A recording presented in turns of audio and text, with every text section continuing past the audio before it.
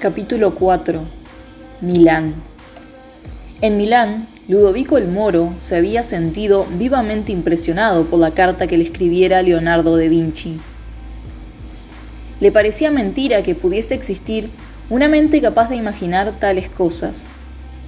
Para cambiar impresiones, el duque mandó llamar a Ambrosio de Rosate, su astrólogo favorito. Cuando el cortesano llegó al despacho ducal, el Moro le tendió la carta. «Leed con atención», ordenó. El astrólogo así lo hizo. Su rostro adoptaba 1000 expresiones distintas, y todas reflejaban intenso estupor, que iban en aumento a cada invención descubierta en la carta. Cuando hubo terminado, guardó silencio. Realmente no sabía qué decir. Devolvió la carta al duque y se la quedó mirando, en espera de que dijese algo. «¿Qué os parece, Messer Ambrosio, todas esas máquinas descritas por Leonardo da Vinci?», preguntó el duque tras una pausa. «Un montón de desatinos, Alteza», exclamó el astrólogo, dando un grito que le salió de lo más profundo del espíritu. «Quiero que tengáis una controversia con Leonardo en mi presencia», dijo el duque, con una sonrisa de picardía. «No tardará en llegar y me satisfará poner en claro este asunto». «Tendré mucho gusto en dejarle anonadado delante de vuestra excelencia», aseguró el cortesano. Y cuando la visita de Leonardo da Vinci fue anunciada, Messer Ambrosio de Rosate, primer astrólogo de la corte milanesa, senador y miembro del consejo secreto, se aprestó a ridiculizar al osado florentino, que escribió tal sarta de insensateces.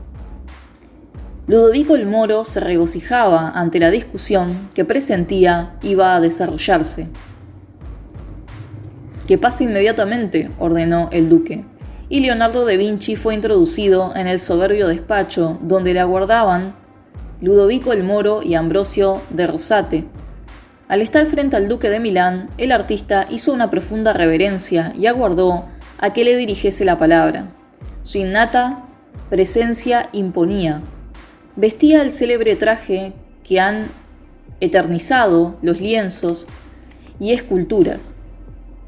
Brial negro con un manto rojo oscuro, de antiguo corte florentino, con amplias mangas que llegaban a las rodillas y se tocaban con birretes de terciopelo sin adornos.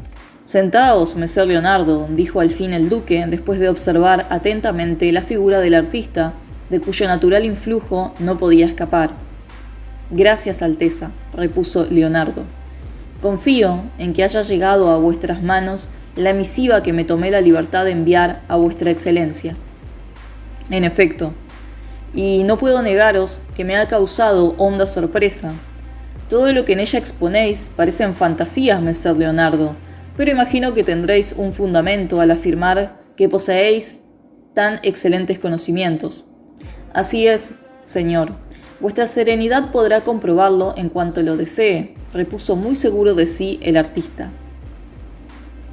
«He enterado, asimismo, de vuestra misiva a Messer Ambrosio de Rosete, aquí presente, hombre de ciencia como vos, astrólogo y personaje importante en la corte», continuó el Moro.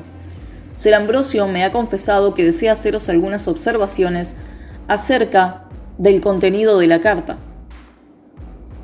«Estoy a vuestra disposición», replicó Leonardo, clavando su clara mirada en el astrólogo.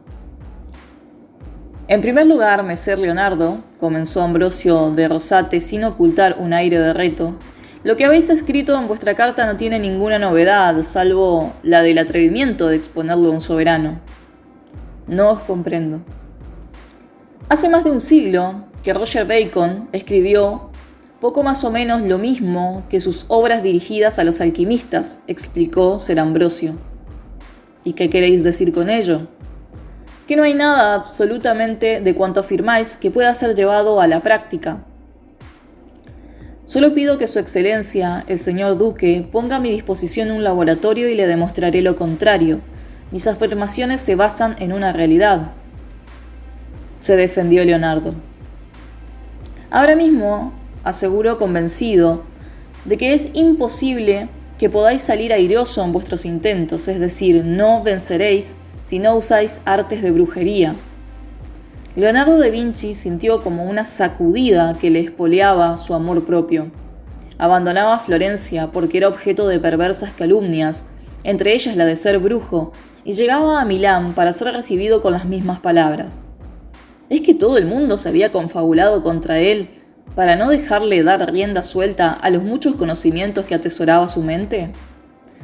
También Roger Bacon fue tachado de brujo, y nada más lejos de la realidad.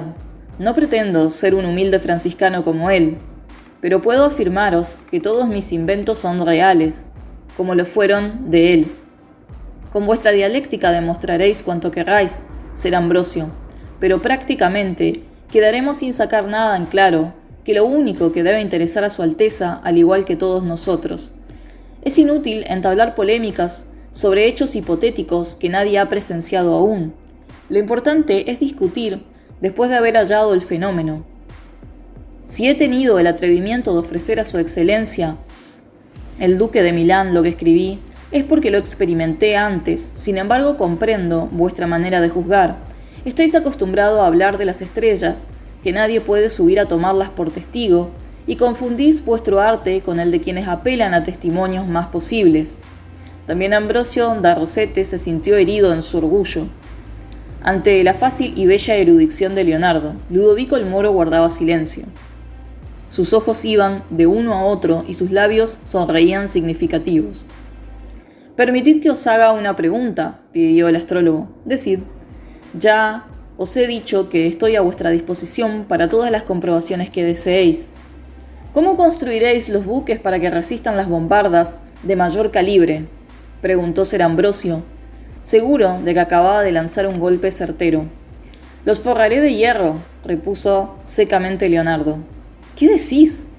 ¿Forrar de hierro los buques? Eso es un tremendo disparate, Ser Leonardo.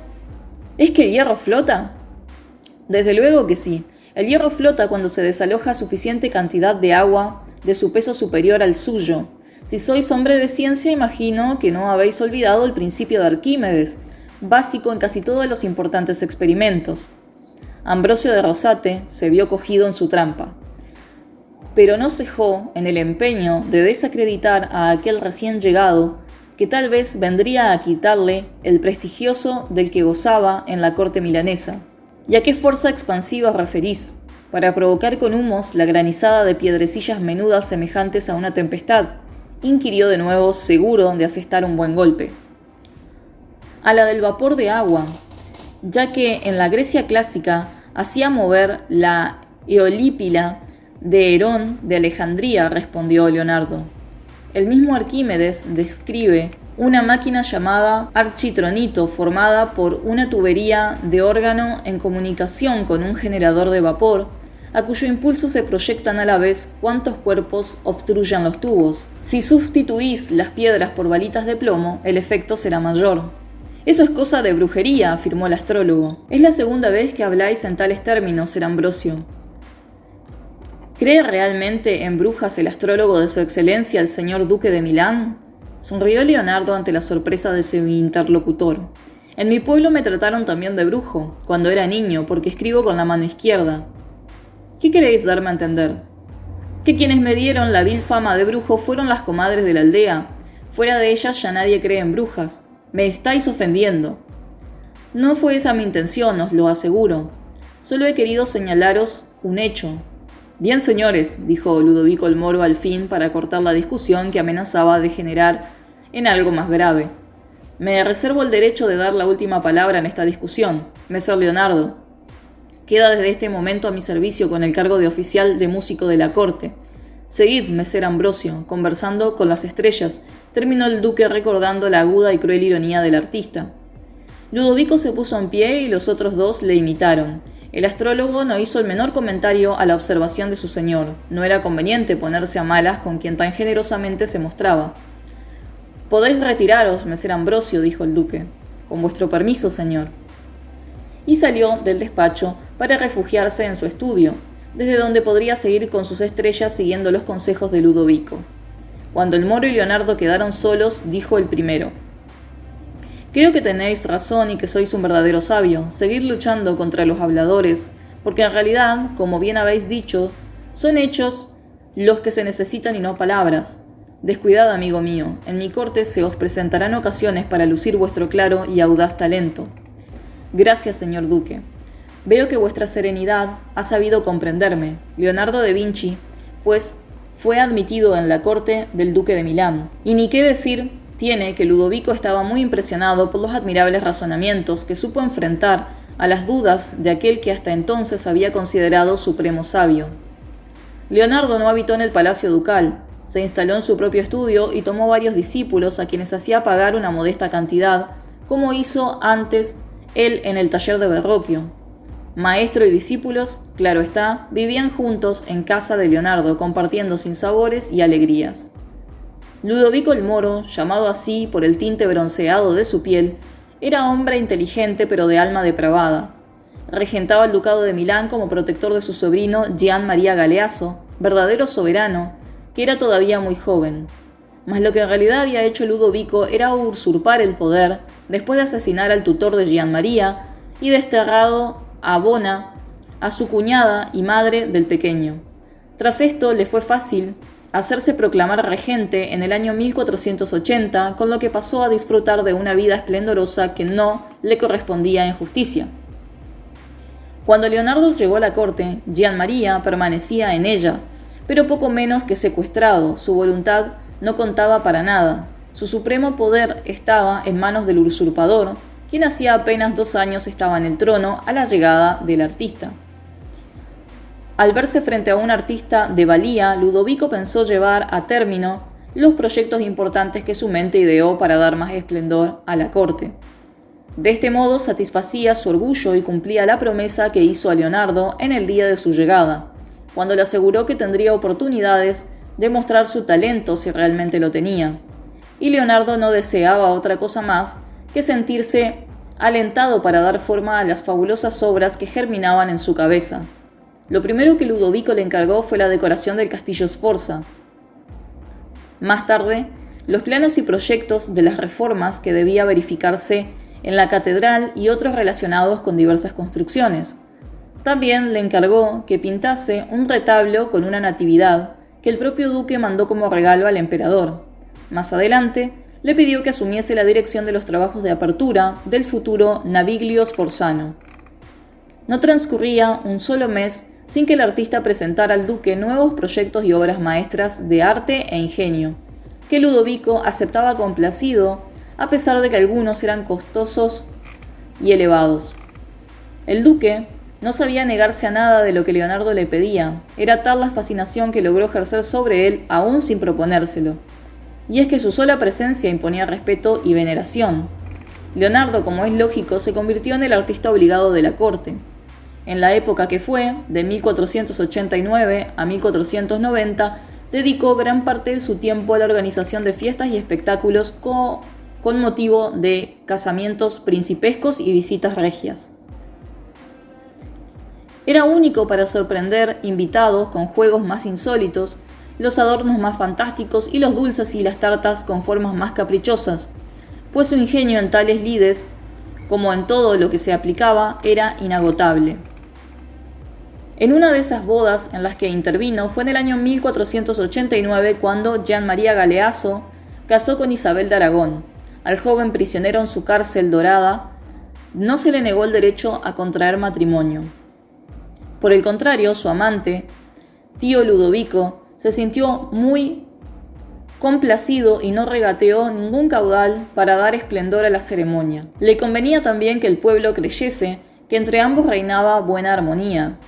Esto contribuía a conservar su poderío, y Leonardo, que se hizo buen amigo del joven prisionero, organizó un espectáculo jamás visto. Leonardo debió afinar mucho más su ingenio en la otra fastuosa ceremonia. Quien se casaba entonces era nada menos que el propio duque de Milán.